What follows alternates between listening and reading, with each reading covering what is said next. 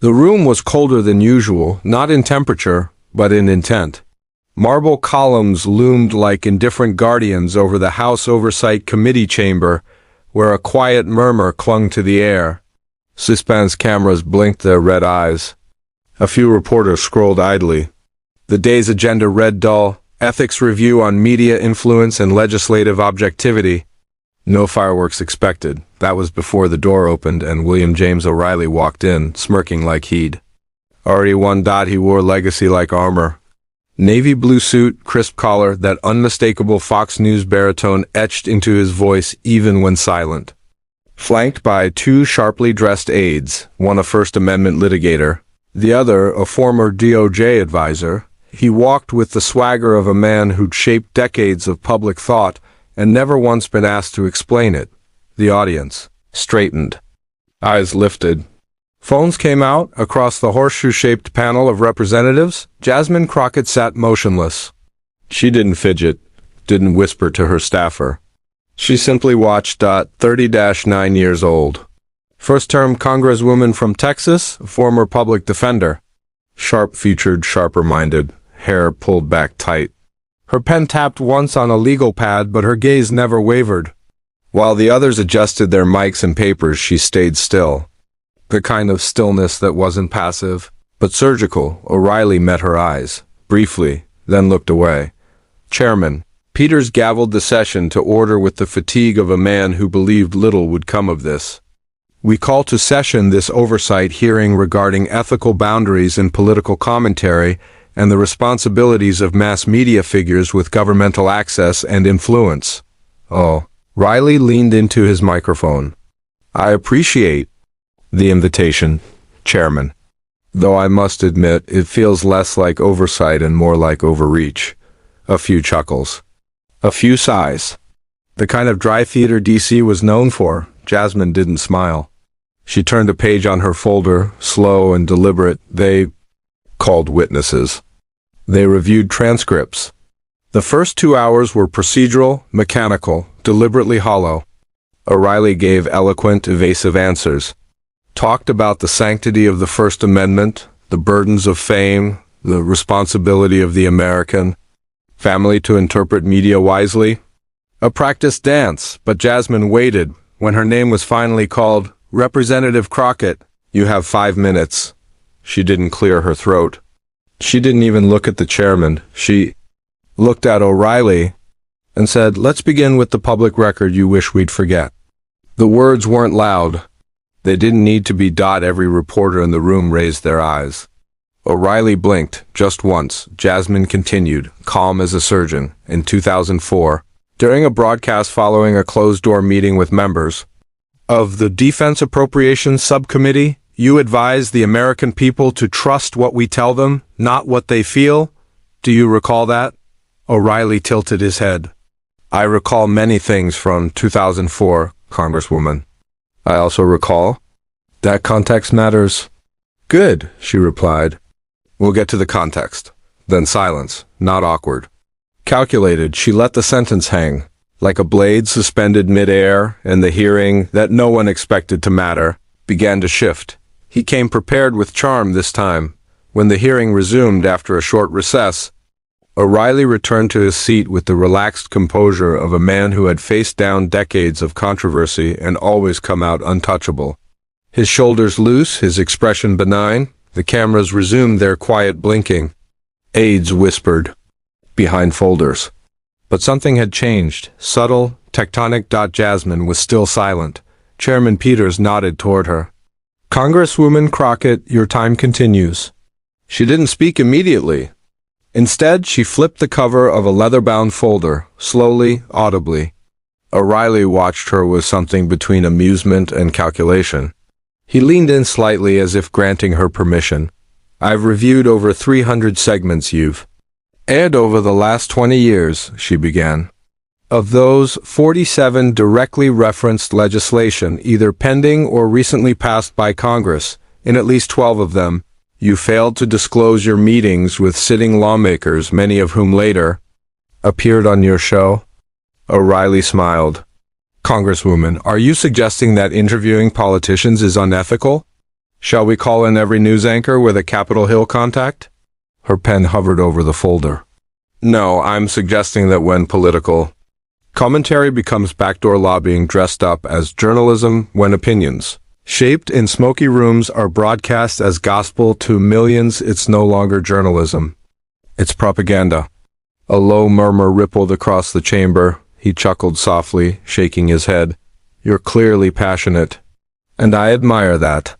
But let me offer you something. Constitutional nuance. Perhaps that's missing from this conversation. Her gaze narrowed. He leaned forward, voice lowered. Not for her, but for the microphones. There's a difference between influence and coercion, between opinion and manipulation. You, of all people, should understand that. I do, she replied, her voice like dry ice. I understand the difference between reporting truth and manufacturing it. The room stilled, then she reached for a single sheet in the folder. This is a transcript of a segment you aired on May 8, 2007. You stated, on air, that anti-war protesters embolden the enemy and should be dealt with accordingly. She glanced up. One day later, an Iraq War veteran was assaulted at a demonstration in Chicago by men quoting that same broadcast. O'Reilly's jaw tensed. You never clarified, you never apologized. In fact, she added, flipping to a second page, you later doubled down, saying, some people need to be told what patriotism looks like. He opened his mouth, but no words came out. Jasmine leaned forward. Words don't kill, Mr. O'Reilly, but they clear the path. She let it sit. Let it burn. The audience behind him, once disinterested, now captivated, watched not a debate, but a dismantling. Carefully executed, relentless in its restraint, O'Reilly finally found his voice. I've spent my life defending this country from ideological corruption. You don't scare me. She didn't blink. I'm not here to scare you. I'm here to remind you, truth has a memory, and it remembers everything you said. The session recessed again. But this time, the room didn't empty. They stayed, waiting, because the quiet congresswoman just drew blood. Whispers moved faster than headlines. By the time Jasmine returned to her office, the clip of her exchange with O'Reilly had already hit social media. 15 seconds. Low resolution. Shaky hands filming from the gallery, but the content was surgical. Words don't kill, Mr. O'Reilly, but they clear the path. It spread like spilled ink across the political spectrum. Young activists hailed her. Cable panels dissected her tone. Conservative outlets rolled out familiar language. Divisive, inflammatory, radical. But none of that rattled Jasmine. Not yet. Her staff, mostly in their 20s, mostly women, mostly people who'd fought to be heard in rooms like these, watched her with a kind of reverent alertness. They weren't cheering. They were studying her, measuring the cost. Pulled off her heels, let her body ease into a creaky office chair, and rubbed her temples. The adrenaline had cooled. The math was beginning. Congresswoman, her aide Layla said gently, stepping in with a tablet. You're trending, but it's not all positive. Jasmine exhaled. Wasn't aiming for positive. No, ma'am. You were aiming for accurate. She nodded slowly, eyes drifting toward the Capitol dome outside her window. What's next on the schedule? A strategy call with the caucus at 5 and... Layla hesitated. Your request, from archives. Jasmine sat up straighter. The sealed deposition? Layla nodded, handing over a manila envelope marked confidential. Deposition. Transcript minus 2004. Jasmine ran her fingers across it before opening, as though the paper might bite. Inside, 23 pages, typed, black and white, emotionless. But the kind of silence that screams once you understand what's missing. It was a sexual harassment case, not criminal, never public, settled quietly. Disappeared efficiently. But in the middle, one paragraph stood out. I do not believe. It is my responsibility how my words are interpreted. I speak as a commentator, not a moral compass. There it was, not a smoking gun, but a philosophy of escape. A refusal of consequence. Jasmine closed the folder. Her hands trembled briefly, not from fear, but clarity. He never apologized. She whispered, No, ma'am, Layla said. He was never forced to. Jasmine stood slowly. Her shoulders seemed heavier now, as if the responsibility had weight. She stared at the folder again. "This isn't about politics anymore," she murmured. "It's about permission. The permission we give men like him to shape the country without ever answering for it." Layla's eyes softened. "What are you going to do?" Jasmine didn't answer immediately. She walked to the window, watching the afternoon sunlight scatter across the Capitol dome. Then, quietly, "I'm going to make sure silence stops protecting power." She turned away from the glass and went back to war. The hallway smelled of polished stone and quiet threats. Jasmine moved through it with a slow, deliberate pace, one that didn't match the urgency in her chest. The folder under her arm felt radioactive, its contents already burning holes in the back of her mind. She had barely crossed the rotunda before Congressman Haskins stepped out of a shadowed alcove like a character from a play that had outlived. "It's time, Congresswoman," he said, nodding curtly. His voice had the silk-wrapped steel of someone who once gave speeches about justice and now fundraised for compromise. She didn't stop. "If this is about protocol, save it." He fell into step beside her. "It's about survival, yours." She glanced sideways. "Did I miss a direct threat?" He chuckled, but there was no humor in it. "You're poking the bear, Crockett. That deposition you brought up? There's a reason it never saw sunlight. People, powerful people, kept it that way, for a reason." She stopped, turned, "And I'm supposed to respect that reason?" "You're supposed to think long-term. You've got a future here. Don't burn it down trying to settle a personal score." "Personal?" Her voice was low now. "This isn't about me, Congressman. It's about every girl who sat through a civics class being taught by men who lied on camera, then legislated behind it." He sighed, pinching the bridge of his nose. "Look, the party needs unity right now. We're hanging on by threads. Your fire, it's admirable, but you've become the story. And stories that burn too bright get rewritten by men. Like you?" she offered, tilting her head. Silence. Heavy. He didn't answer. She stepped closer. "Tell me, Haskins, when you call it unity, do you mean obedience?" His jaw tightened. "Because I came here to serve people who've never had microphones, not protect ones who already own them." With that, she walked away, leaving the congressman stranded in his hallway sermon. Back in her office, the real storm began to gather. Her staff was in motion, calls coming in from civil rights groups, podcasts requesting interviews, legal scholars offering statements. Jasmine stood at the center of it all, quiet and listening. Not triumphant, strategic. Until the call came, a private number. "No, she answered, a deep, measured voice on the other end. "This is Judge Carolyn Rull. I'm told you're requesting access to sealed documents under Judiciary Rule 7A. I'm calling to inform you that the request has been denied." Jasmine closed her eyes. "On what grounds?" "The information is deemed extraneous to the current investigation and potentially prejudicial to a non-governmental individual." "Prejudicial," she repeated softly. The judge continued. "I'd advise caution, Congresswoman. Pursuing this line too aggressively could be seen as political targeting." Jasmine paused, then said almost too calmly, "Understood." She hung up. Layla looked up from across the room. "Denied?" Jasmine nodded. "Are we stopping?" "No," she opened her laptop. "We're switching strategies." Layla hesitated. "Which is?" Jasmine's voice was like flint striking stone. "Public memory, unredacted." The next morning, the headline was clinical. "Key documents sealed." In congressional media ethics hearing, it appeared in small fonts across major outlets, not scandalous enough to trend, but pointed enough to signal boundaries. Jasmine read it over her coffee, unmoved. Her team had been up most of the night. The office looked like a war room now. Whiteboards filled with names, connections, quotes, air dates. Screens streaming old broadcasts like evidence logs.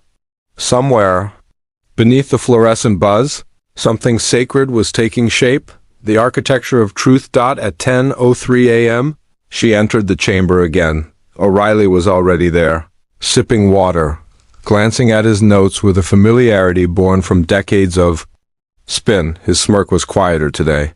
Less certain. Chairman Peters called the session to order.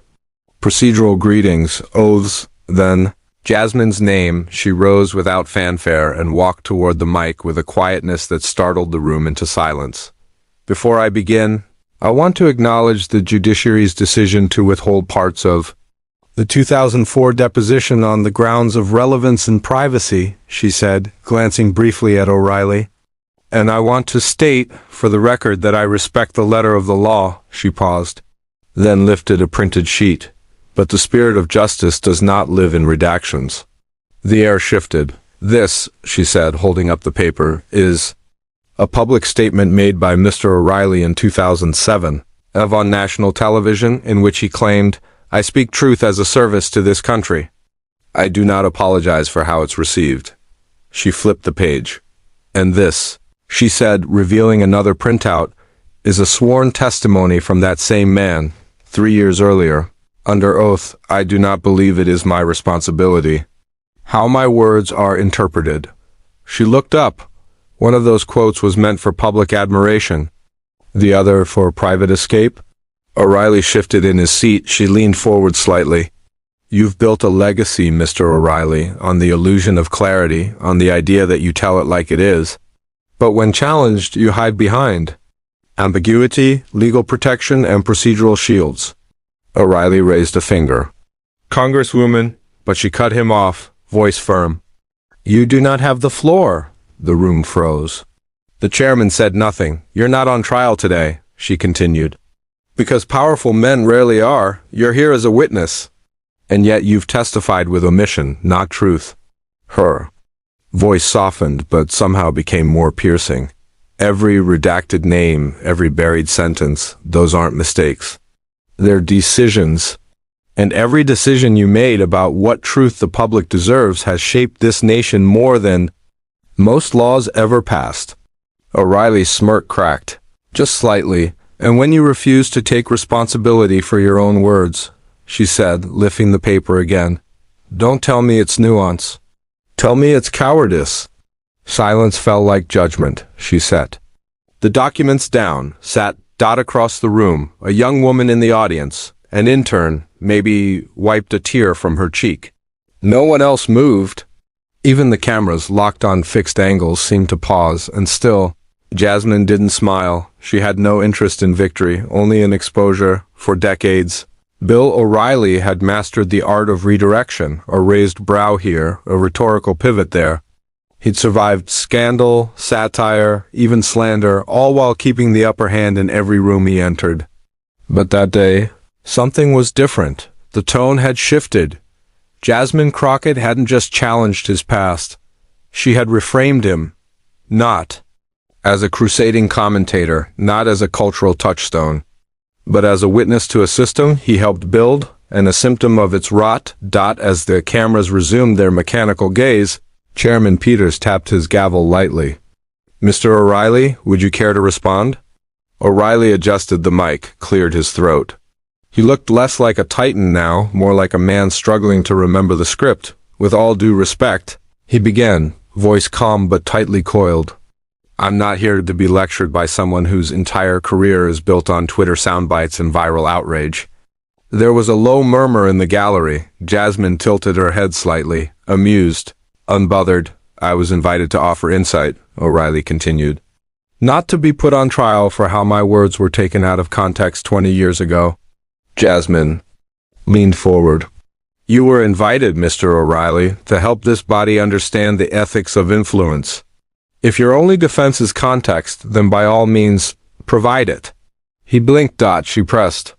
Would you like to explain the context behind calling African American communities dysfunctional by design in 2006? Or claiming that you didn't see color while actively promoting fear-based narratives tied to race? Peters interjected. Congresswoman, please. But Jasmine didn't raise her voice. She didn't need to. You built a career off conviction, she said, eyes fixed on O'Reilly. But every time you're challenged, you retreat to cowardice masked as neutrality. You speak about American values, but when those values demand accountability, you disappear behind legal phrasing and media contracts. O'Reilly laughed bitterly. This is grandstanding? Jasmine nodded once. Yes, and I learned it from the best. A quiet gasp rolled through the room. O'Reilly's jaw tightened. "You think you're exposing me?" "No," she said. "I'm exposing the mirror." She tapped the desk once. "This hearing isn't about your past, Mr. O'Reilly. It's about our present. About how we let a generation of Americans confuse performance with truth. And how your version of patriotism taught us that the louder someone yells, the more honest they must be." He opened his mouth, but nothing came out. Behind them, the livestream comment section was on fire. Clips were already being clipped. Phrases quoted. "I'm exposing the mirror" trended on Twitter before the session even recessed. The chairman adjourned for lunch. But no one stood right away. In that stillness, as aides scurried and press shuffled papers, O'Reilly stared ahead. And for the first time in his long career, he looked genuinely unsure of what camera he should face, because the performance was no longer his. The hallway outside the hearing room throbbed with reporters, aides, and murmurs, like a living artery, pulsing with information too volatile to stay contained. Inside, the committee was on recess, but outside, the war had already begun. A single 54-second clip from Jasmine's exchange with O'Reilly. Her razor-line delivery of "I'm exposing the mirror" had already crossed 4 million views on Twitter, 2 million on TikTok, and was being looped on CNN, Fox, MSNBC, and even late-night comedy feeds. But it wasn't just the numbers. It was the tone. Liberals called it a masterclass in verbal Jew. Conservatives cried foul. Pundits debated whether she had gone too far or spoken uncomfortable truth. But something deeper was stirring, because the clip didn't just show a congresswoman confronting a former media titan. It captured a power transfer. In a single moment, the roles had reversed. The interrogator became the interrogated. The pundit became the proof. And the viral line, "I'm exposing the mirror," was no longer about O'Reilly alone. It was about everyone who had ever mistaken loudness for leadership. Back in the hearing room, as staff returned and nameplates were adjusted, Jasmine's aide whispered something into her ear. She didn't smile. She didn't need to. She knew. The oxygen had shifted in the room. O'Reilly re-entered a minute later, slower now, less sure-footed. The bravado was still there, but dimmed behind his eyes. He passed her desk, not meeting her gaze, but he could feel the camera still aimed at him. And her Chairman Peters called the session back into order. "Before we resume questioning, I want to remind everyone that this is a legal proceeding, not a media spectacle." The irony was not lost on anyone. As the next witness, a media ethics professor from Georgetown, took their seat. Jasmine remained silent. She didn't need to speak, because in the age of performative politics, it wasn't the hearing that had changed the narrative, it was the clip the camera had captured. Not just a moment, but a metaphor, not just a confrontation, but a reckoning. And even though the session had resumed, the true verdict was already being rendered in the court of public consciousness. As dusk bled into the Washington skyline, the Capitol dome glowed like a relic of another era. Proud, silent, and unaware, it was about to be dragged into a digital street fight. Inside her office, Jasmine Crockett sat alone. No staff, no noise. Just her tablet glowing with the algorithm's chaos, tweets, headlines, Takeda Chaos. Her clip had splintered into hundreds of variations, one with rap beats and flashing captions, another with O'Reilly's expression zoomed in frame by frame, like a boxing knockout. Even a remix by a teenage activist who captioned it, "TH is how you reclaim power in public." But Jasmine wasn't smiling, because she knew what came next. The silence, and then the retaliation across town. In a glass-walled newsroom built more like a fortress than a free press chamber, a strategy meeting had already been convened. Not officially, of course, but when men like O'Reilly take a hit, they don't retreat, they reformat. Producers poured over her past, old interviews, college tweets, donations. One even muttered, "Is there a way to make her look anti-veteran?" Another whispered, "She once questioned the Pentagon budget. Maybe spin that into something anti-American." And so began the ancient ritual: smear by suggestion, attack by implication, retaliation by reputation. Back in Jasmine's office, her phone buzzed again. It was her mother. She answered. Hey, Ma, I saw it. You were brilliant, her mother said softly, then after a pause. But be careful, these men. They don't just lose, they erase. Jasmine didn't respond immediately, because she knew it was true. Every powerful woman who ever stood in the fire had walked that same invisible line between impact and erasure. She looked out the window.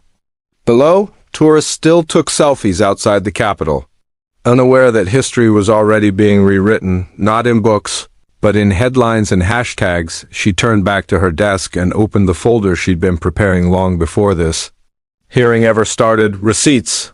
A decade of O'Reilly's deleted segments, backdoor lobbying memos, leaked emails, whistleblower affidavits, notarized, time-stamped, cross-referenced. She hadn't just come to the hearing to ask questions. She'd come armed. And if they thought a viral clip was the peak of her offense?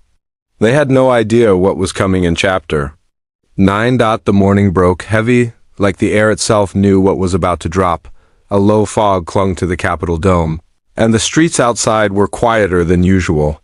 Inside room 2141, the hearing chamber buzzed faintly, chairs scraping, mics flicking on, papers shuffled by interns who didn't yet know. They were hours away from watching history rethread itself in real time, but Jasmine Crockett knew, because today, she was going to burn the veil, and she had the kindling ready. At exactly 9 a.m.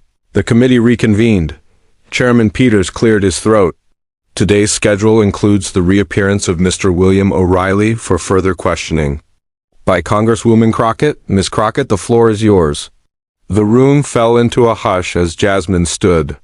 She didn't shuffle papers, didn't take a sip of water. Instead, she pulled a sleek black tablet from her bag, the same one she'd spent the past 48 hours feeding with facts no news outlet had dared to chase. Her voice, when it came, was razor steady. Mr. O'Reilly, yesterday you claimed, under oath, that your foundation's media training program was nonpartisan, educational, and devoid of political intent. He nodded stiffly. That is correct, Congresswoman. Jasmine tapped her screen. Behind her, a monitor flickered to life. Then could you explain this internal strategy memo dated March 3, 2020, in which your executive team discusses plans to, quote, recondition public perception in key swing states by amplifying pro-military narratives and targeting what they call urban emotional sentiment? The document appeared on the screen, with his signature at the bottom. Oh, Riley didn't blink, but his throat moved, slightly. Jasmine didn't wait. Slide 2. A private email thread between O'Reilly and a high-level political donor. Subject line, pushing soft segments through compliant anchors. Slide 3. A whistleblower affidavit from a former program manager who testified that O'Reilly's team used media literacy workshops as cover to plant tailored ideological frames in student newsrooms across 3 states. The room was still, no coughs, no whispers. Just tension, thick enough to slice through. Jasmine paused. Then she looked up, not at O'Reilly, but at the chairman. With permission, I'd like to enter these into the official congressional record. Chairman. Peters blinked. Approved. Now Jasmine turned to O'Reilly, her voice low but full of thunder. You built an empire by teaching America how to distrust facts, and now you sit here, shocked that someone might use facts against you. Gasps broke out. O'Reilly opened. His mouth closed it. Then tried again. Those documents are being taken out of context? Jasmine cut in, tilting her head. Would you like me to read the rest of the thread? The part where you admit your team manipulated local school board debates through ghostwritten op-eds? The monitor flicked again. More proof. At this point, even the GOP aides in the back row looked like they were shrinking into their suits, because this wasn't a clip, this wasn't a moment, this was a dismantling. Jasmine leaned forward one last time. You weaponized media. And now, the truth is weaponized against you. This isn't personal, Mr. O'Reilly. This is precedent. She stepped back, folded her tablet, sat. And the room, stunned and breathless, remembered how to exhale. Chairman Peters had been a lot of things in his political career. Steady, measured, impossible to rattle. But in this moment, even he couldn't maintain the illusion, because something in that chamber had shifted. The air felt electric, like the static just before a thunderstorm cracks the sky wide open. The revelations Jasmine had dropped weren't just damning, they were strategic, meticulously sourced. And they painted a picture that made O'Reilly look less like a media advisor and more like the architect of a covert propaganda pipeline embedded in civic education. Chairman Peters slowly removed his glasses, rubbing the bridge of his nose with thumb and forefinger. He looked at the exhibits again, then at Jasmine, then at O'Reilly, who now sat like a man watching his own legacy wither into ash. Peters glanced at the parliamentary clerk beside him, leaned in, and whispered. The clerk stiffened. "Sir, that's out of procedure." "I know," Peters said quietly, "but this can't wait."